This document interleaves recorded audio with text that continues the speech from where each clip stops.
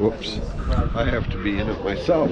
I'm sitting out here at this museum, and I talked to this lady, and she says I can make a video of her and what she has. She lives fairly close to this museum, and tell me about it. And I live 3 miles up the road from the museum, and we've been living here for almost 50 years in Troy Township. And our son recently wrote a book called Land Rich, Cash Poor. And it's a story of the area, of our family, and of the disappearing small farmers. Our son's name is Brian Reisinger. This book is available on Amazon, bookstores, libraries, whatever. So you got to get a copy and check it out. This is the good mom. And this is also on the farm where this son was born, where I live now, is our honey. Ooh. Pure, natural, unfiltered honey that's available for sale. Okay. So I'm going to go into the museum here and just show people what is in here, because there's a lot of neat things, old things, and I've been good, Tim. Hey, I'm making a video and you're in it. Okay. But trying to figure out and make comments about some of these old things. Yeah, you too. Anyway, this is something that I have at the farm. It's the wheel that I have, but not the rest of it. And there's a lot of other things that are here. And I have a couple ladies that don't want to be in my video, but they're right behind me. And I'm looking up at the ceiling and seeing a lot of the wheels. Oh, a lot of other things that older people would probably know what they're used for. Especially those hay forks up there, and the big cutters, the big knives, and the things for pulling horses, the horse pulling things, and just a bunch of other things. Old milk cans, feed scoops, lanterns, some old tools, an old drill press, and then at this table here, there's a lot of other neat old things. Brace, drill, some levels, a scythe, some hooks, some augers. I have one like this. I have one of these.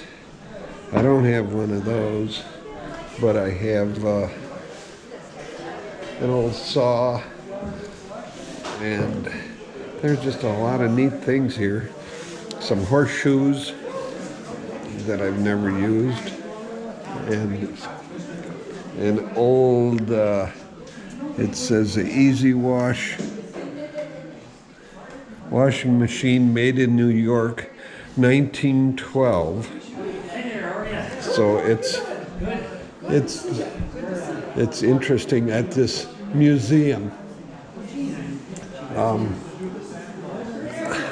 A lot of people have done a lot of work maintaining and probably donated a lot of these things. This is an old corn sheller. You threw the ear of corn right in there, and then you cranked it around, and it would shell the corn. And you can hear maybe a bell in the background, and looks like an old sled. Actually, two old sleds here. It says bobsled brake, made from one piece of, one piece of iron.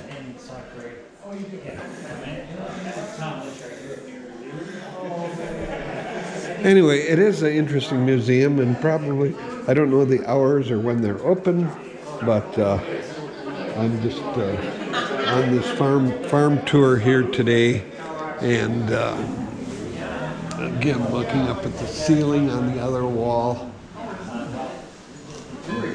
I know my My editing skills aren't that great. Okay, I just met Arlen here, and he was the telling me about it a little bit. What did you just say? Well, I'm involved with this through my wife. My wife is the treasurer for the Harrisburg Historical Society, and I'm in here today just answering questions, if I can, for people that need to know what things are.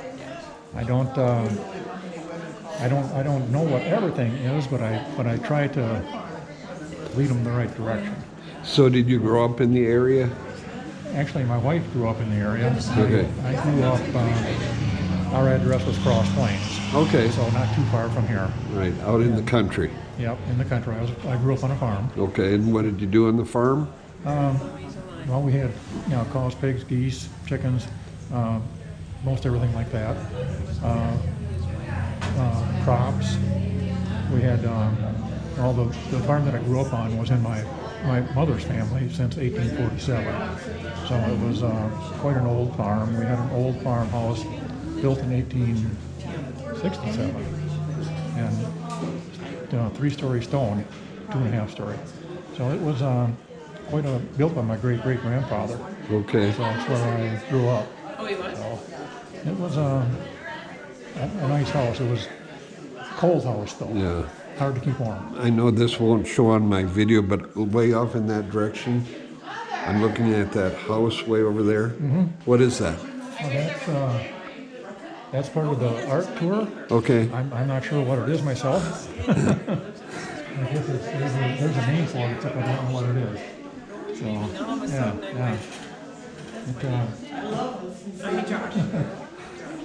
Okay. Sure. Well, okay, Arlen just said that these horses and these things on this shelf were his father-in-law's creation. And how long ago did he do that? Pardon? How long ago? This would have been probably from the mid-70s until mid-90s, Okay. I believe.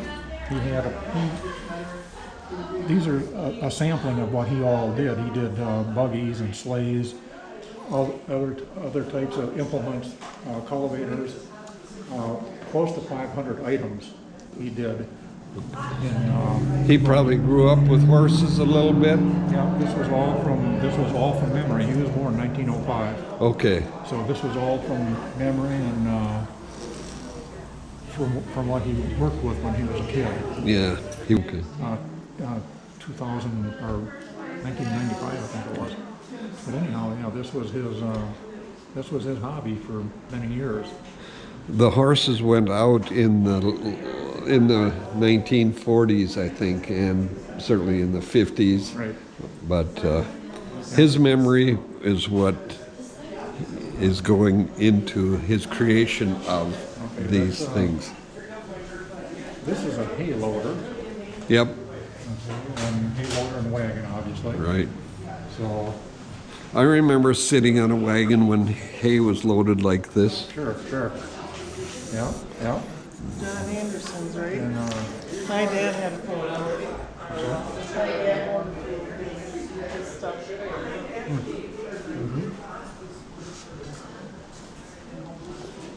Well, anyway, now I'm going to have to do some editing.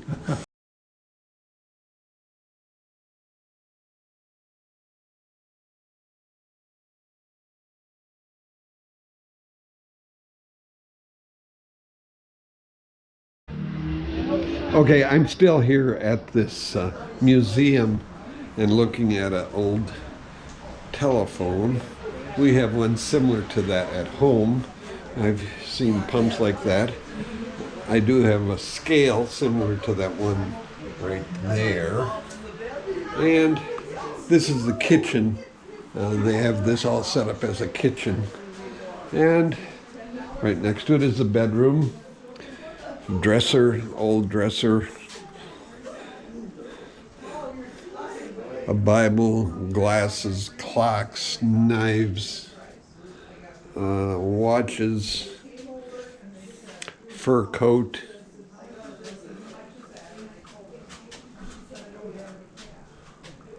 old people on the wall, hats, kind of interesting things,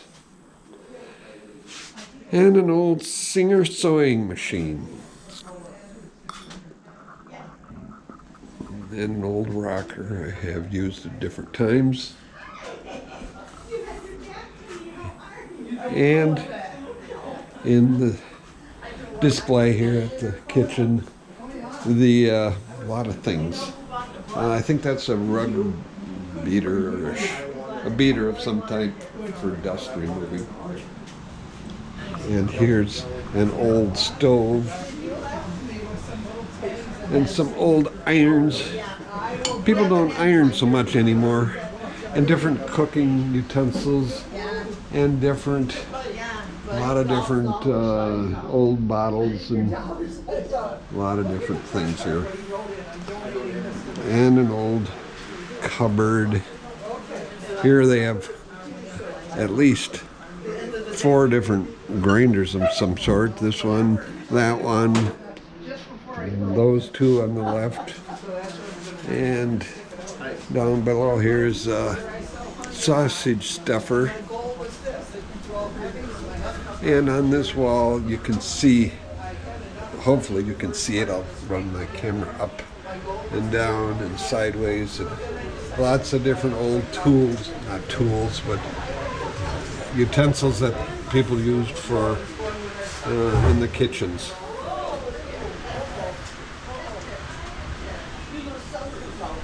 Another look up here at the shelf of old things.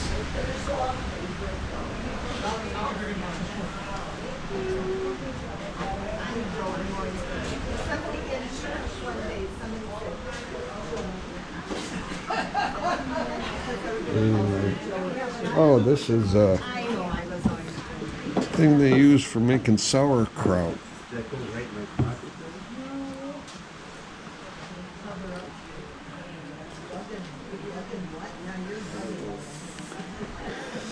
The phone directory for the people of Plain in 1927.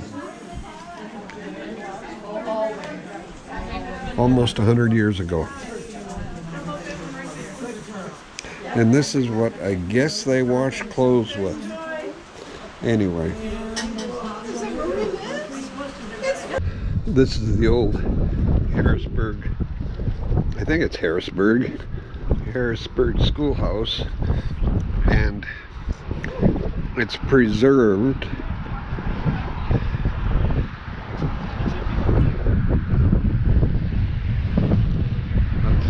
Stop a sign up there that says Harrisburg School number 3.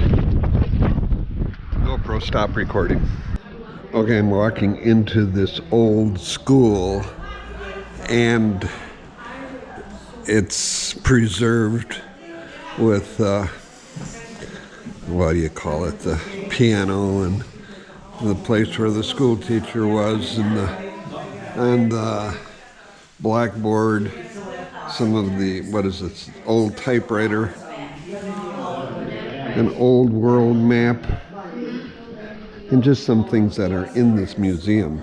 So it's just kind of amazing that they have preserved this in pretty good shape. And the thing is, I know some of the people that have gone to school here, and one of them just was telling me, gave me the names of several of the people that I went to school with and she went to school with, and she remembers right where she sat. She probably remembers her friends that got in trouble, but on the board here they have preserved many of the different people that went to school here. A lot different than the technology we have nowadays with the cell phones, the cameras that are so conveniently on those things. And this back over here looks like their library, and the books that were quite old, and I think if I pulled this string rope here, I don't know what that'll do.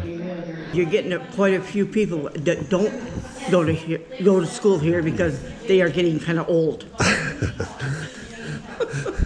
So are But my you, husband's older than I am, and he didn't go to school here. how old is he? 74. Oh man, he's an old guy. So you got to be You- 76 or above to have gone here. Okay, some of my friends went here, Yep. and I grew up in Prairie du Sac. Okay. So here's more classmates on this wall, more over here, and more over here. And over on this wall, it has a list of the people who were the teachers from 1868. Looks like she was getting paid $20 a month. Is that right? And then 1869, somebody else $20 a month, all the way down to 1955, $247 a month. Well, you could. Way back then, yeah. Yeah. And that's a pretty intense thing here, nice thing of the history of the... Anyway, what I'm doing here, I'm standing in front of Carol Anderson, who is instrumental in doing a lot of this work here. So where did you go to school? I went in a one-room school just west of Leland. It was called Edgewood. Oh, really? And people get that confused, but no, it was a one-room school similar to this. Okay. My husband went here, John Okay. Anderson. Yeah, and he passed away a couple years ago, or some time ago. I kind of know of him too. I so. bet you do. Yeah. So what was your maiden name? Cruz. Cruz. Okay. Carol Cruz. Carol Cruz. Yeah. That's... But you know, my heart is in it because I went 8 years to a one-room school. Yeah. And that just, I'm reliving a lot of my youth. Yeah. Well, my wife went to a one-room school also, but it was down by Darlington. Yeah, okay. And she had the same teacher 8 years. I had 7 teachers in 8 years. Well, you were hard to deal with, I'm sure. So It's been my fault. Yeah, it was. And she always says in one school, there was one family, or 1 year, there was a kid in each grade from one family. 8. Okay. 8. Oh, That's quite an undertaking as well. Anyway, I think what's interesting here, we're in the township of Troy, okay. and we had 9 one-room schools Really? originally, and this is the only one on site intact Okay. in Troy Okay. right now. So it makes it kind of special, I guess, to preserve it and get the whole community involved.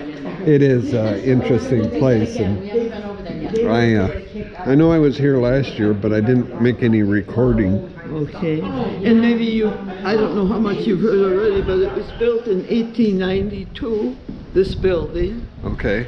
and closed in 1955 with consolidation. Okay. And then the consolidated school was over here in Blackhawk. Oh yeah. Right. Yep. Okay. And then it was owned by a farmer. He had grain here almost to the ceiling. He opened up the back and put his machinery under, and even had pig huts in the yard In this one? outside of the school. Outside. But this was green at one time. Yes. Filled it full of corn, probably. Yeah. Yeah. Scott Sprecher remembers being in here with a shovel and leveling it off. And so it was turned over to, Irvin and Scott Sprecher turned the place over to the County Historical Society in about, maybe 20 years ago. Okay. And they in turn, Sauk County Historical Society wasn't real happy with having this as a branch to be concerned about. So a group of us got together and took it over. We had a lawyer draw up the bylaws and Oh, gee. and went through the whole legal process unto ourselves. Yeah. So how often is this building open during the week or month? No. Just once a year? Well, about one Sunday a month. One Sunday a month. Yeah, from about May until 1st of October. It Okay. varies a little bit, but right now we aren't set up for next year. We don't know exactly when we're going to be open, but we're on a website, so if people Okay. look at the Harrisburg Troy Historical Site website next spring, Okay. they'll find the dates. Okay. And if they go to my YouTube channel, they find me and you here. Okay, okay, that's interesting. But today it's taken about, not today, this tour has taken about 100 volunteers to make it happen. Oh, wow. And we're made up of volunteers, of course, and 7 directors. And Tom, right now, we're all women on the board. I don't know what that means. That means you'll get something done. I don't know. I guess we do. I wouldn't mind being the director if people would do what I tell them. Well, they're good at everything. They're making this whole thing happen. Yeah. We appreciate Well, anyway, I'm working at my YouTube channel, so hopefully I'll get this up there. it. Okay. Okay. And if you want to go to it, it would be The Real Tom Sawyer.